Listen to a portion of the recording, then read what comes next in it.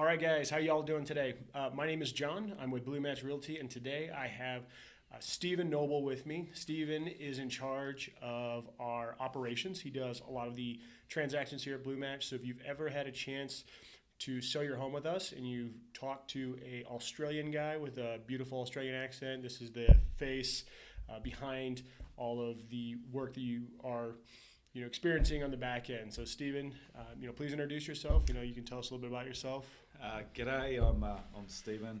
Obviously come from Australia. Been living in the US for a number of years now. My wife is from here, Denver, Colorado, and love living here.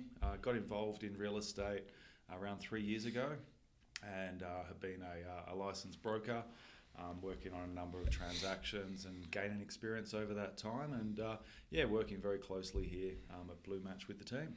Awesome. And Steve's pretty incredible. So he's done, in his career, probably hundreds of transactions, seen thousands and thousands of different types of offers come across his table.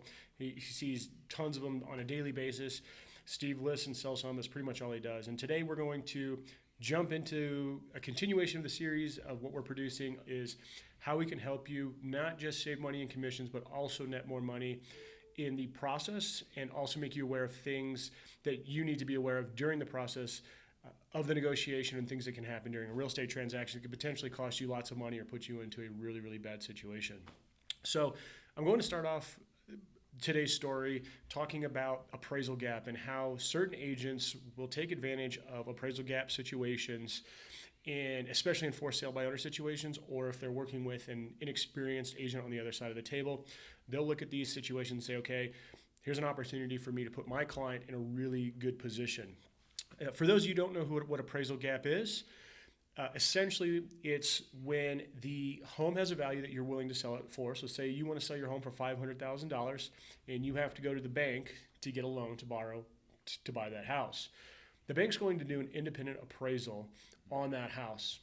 They're going to send out an appraiser. The appraiser is going to look at the house and they're going to determine if that home's worth $500 or $500,000 or not. If for some reason the appraisal comes back and says, you know what, the home is actually only worth $450,000, you have what's called an appraisal gap. It's a $50,000 appraisal gap. Now, there's ways you can negotiate appraisal gaps before you go under contract, while you're under contract, and we are going to show you a couple scenarios of what those are. We're going to show you what traditionally happens in the industry, because sometimes some of these appraisal gaps we've seen can add up to tens of thousands of dollars. And they always happen at the end of a transaction. So you're 4, 5, 6 weeks into a transaction, you may have already have an offer on another house ready to move, and all of a sudden you have this appraisal gap that you're faced with. And so I'm going to start by telling you a story of two clients that we had sold a house for an evergreen, and their situation and what potentially happened. So last summer, or last spring actually, we had a client that came to us saying, they wanted to sell their house for sale by owner. They had a couple questions, and we said, you know what, we respect your position of wanting to sell for sale by owner, and we'll help you out free of charge. If you want us to look at some contracts, we want to help you no matter what, regardless if you're going to be a client of ours. They ended up getting an offer from an agent, and this agent actually reached out to these clients and said, hey, I have a potential buyer for you. What's your situation? Are you looking to move? The client said, yeah, we're moving out of state. Excellent. My client would really like to give you guys a great offer for this house, and I'm going to be submitting it over. The agent submitted over the offer, and it was an insane amount over asking price. It was like $50,000 or $100,000 over asking price. It was just one of those things that you just don't really see often. And it looked a little fishy. So our managing broker took a look at the offer, and as kind of a favor for this client, and he came across a clause at the very end, and the agent did two things. Now, the agent wasn't doing anything malicious. They knew that they were for sale by owner, and they were just trying to take advantage of the situation. Again, they have their clients' best interests at stake. So in there, they said that the appraisal was going to be at the last date possible for objections, and if there was an appraisal gap, they would have to readjust the price. So we went and told our potential client, which later became our client, what exactly this agent was trying to do. So essentially what they were trying to do is they were trying to get this client to take an offer that they knew they were going to be excited about because it was so high over asking, knowing the appraisal was going to come back drastically below, either at or below the initial asking price, knowing that they were already going to be in a situation where they were going to have to move, and then there was a clause saying we're going to have to readjust to whatever the appraisal is. When we even confronted that agent about it, the agent was very honest and said, yeah, that was part of our strategy, and there's nothing wrong with that strategy whatsoever. It was just that a for sale by owner traditionally isn't going to take that into consideration, and this agent knew that. And so they ended up signing on with us. They passed on that offer. They didn't sign on it, and then we eventually sold that home for above asking price. And it was a beautiful home, and everything went really nice and smooth. But these are things that you have to be really, really aware of because, again, they happen at the very last moment, and they can put you in a really bad situation or cost you tens of thousands of dollars. So, Stephen, what normally do you see when you're dealing with an appraisal gap? How often do you see it? What do you do when you see it? And what are some ways that you can negotiate it either before you go under contract, and then what happens during the contract portion and how do you handle those types of negotiations, and how should individuals that are in that same scenario handle that situation? Every property is certainly different. Knowing the market and the particular property, the probability of multiple offer situations, or just receiving single offers, having that knowledge and that depth of knowledge when the property is first listed allows you to develop a strategy with your seller so that when you are doing showings and you are discussing offers with buyer agents, you can develop a plan and a different way to approach these situations before they arise. In a multiple offer busy situation, you want to address the appraisal issue in the contracts before you actually go under contract. And just be fully aware of what buyer agents are doing out there. There are certainly very experienced buyer agents that know the Colorado or any real estate contract protects the buyer more than the seller, and they try to take advantage of that, and they'll write their own clauses and use the dates and deadlines for their client's best interest, which is of course what everyone's trying to do, is act in their client's best interest. So having the knowledge of that up front allows you to assess every offer on its merits. And it's not just about the highest and best price, it's the different clauses that come into that regarding inspection and of course appraisal that we're talking about today. So depending on multiple offer situations, you can possibly ask for a buyer up front and write a clause in the contract that that they are willing to pay the contract price, even though appraisal may come in lower than that. Typically, the industry rule of thumb is that the difference of an appraisal gap is split 50-50. So for argument's sake, a property listed at a contract price at 500, an appraisal comes in at say 460. There's a gap of 40,000 in the middle. The rule of thumb, splitting that, you would drop the price to 480,000. So the seller foregoes $20,000, but the buyer is willing to pay $20,000 above appraisal. That's typically the rule of thumb. You can write that into the contract before you start. And then, unfortunately, some buyer agents are reluctant to agree to that if they know market situations and try to use that to their advantage. So it's always best to clarify these up front, and that way you don't have to negotiate later on. So what you're saying too is not all contracts are essentially created equal. So Of course.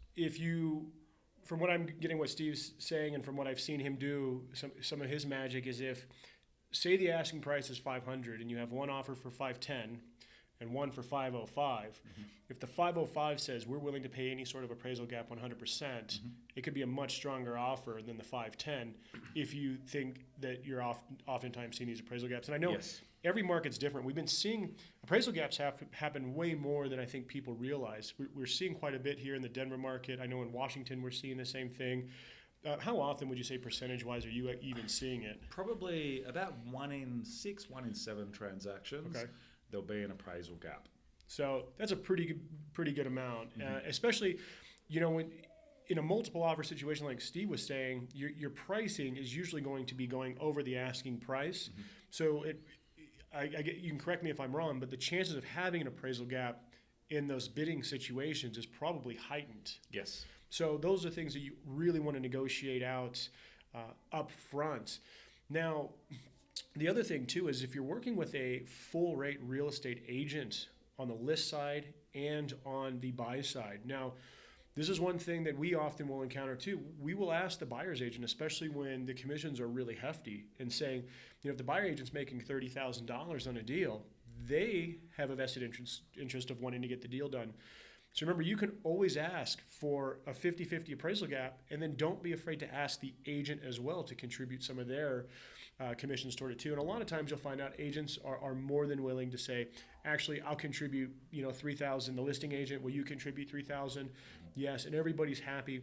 They're still making a great sum of money, and they get the deal done, nice and easy, and everyone's pretty excited about that. We often see that too. We see a lot of really good agents actually bring that up to us when there's a really big appraisal gap. They want to work in the best interest of their clients, and they're willing to say, hey, I'm willing to take a couple thousand off of my end. And usually those are great agents to work with. We see that quite often because a good agent's going to want to get the deal done. They know that if they're still going to get paid a fair price, they're going to be happy, their client's going to be happy, and then they have a really good long working relationship. A lot of it comes down to risk. Like John suggested in a scenario there, an offer that's say $505,000, they're not willing to cover an appraisal gap, where an offer at $500,000 is willing to offer that. So, sometimes the lower price, straight away it offers less risk because they're going to cover the appraisal gap. You take the higher offer, greater risk, and it comes back to a personal choice. We're going to always advise the levels of risk that you take in and the variables that you may have to deal with later on. And it comes back to your risk tolerance level and what you're willing to take and accept. Generally speaking, the higher the risk, the higher reward. And that's what we're trying to mitigate by negotiating up front and using the contract and clauses to the best of our advantage. It's going to reduce that risk, and then you can stay within that contract because you've negotiated all of the variables up front. Everyone knows what to expect throughout the process, because there's nothing worse than getting to a point, and we had it with a client this year. Unfortunately, their property was listed at $590. They accepted a offer at $585, which was fabulous. The appraisal came back at $575, and there was a gap of $10,000 there. The seller wasn't willing to come down $5,000, and the buyer wasn't willing to, industry rule of thumb, contribute an extra $5,000 above appraised value. Unfortunately, that contract fell out. That was in the first month that they were on the market. They've now been on the market for 5 months. That did have a detrimental effect that other buyers, once it fell out of contract, perceived there may be a problem with the property. And although we explained the situation, a duty of disclosure, unfortunately there is that concern that there was something more involved. And they've since done a couple of price drops. And unfortunately, now you get into the winter months, it's really hard to sell the property again. So negotiating these things up front and being clear of the variables and the risk up front makes the process a lot easier later on and reduces the risk of termination, which can have a very long detrimental impact. Sure. And just remember that appraisal is just one of a dozen ways that you can save money throughout the process of negotiation. The reason why we're starting our series with appraisal gap is that it's one of the largest sums of money that you can come across that can just ping you really, really hard. Really, really good agents are going to understand their situation from start to finish. So they're going to know who's representing you on your side.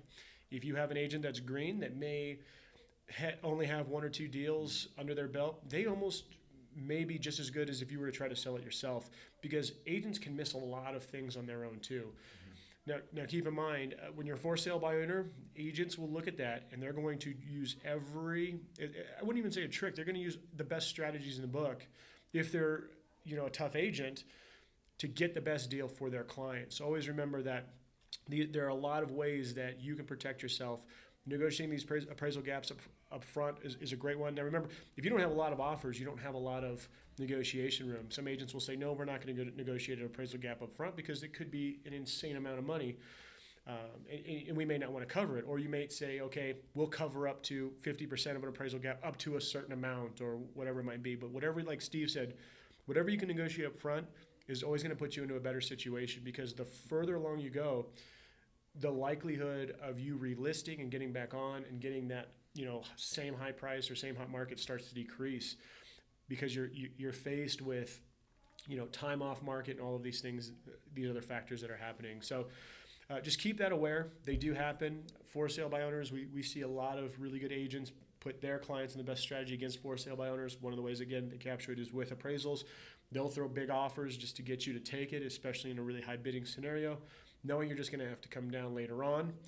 So be aware of those up front, and then stay tuned, because we have a lot of other great information to come along your way in the next couple of weeks of a lot of different ways that we can help you save money, protect yourself against savvy agents, and get the most money for your house. So stay tuned. Thanks a lot, Stephen. It's been a great time chatting with you. I see him every day, but it's always kind of fun to get him out of the weeds. If you have questions for Stephen, you can email him or me anytime. My name is John, J1 at BlueMatch.com. Stephen, Steven at BlueMatch.com. We'll be happy to help you out. Same thing we'd like to offer everybody. If you're ever just in a pickle, if you're for sale by owner and just want somebody to look at a contract for you, we do these things free of charge. There's no obligation. We want to help people regardless if they're clients or not. We want to help you guys do the best thing. So again, follow us on Facebook. Check out our blog at BlueMatch.com, and we look forward to hopefully hearing from you in the future. Thanks. Have a great day. Cheers.